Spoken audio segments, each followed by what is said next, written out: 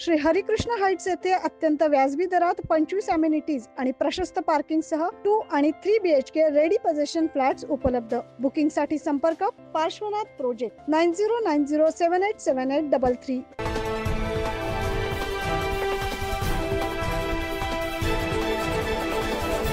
नाशिक शहरात मागील काही दिवसांपासून अपघातांचं सत्र सुरूच आहे असं पाहायला मिळतंय।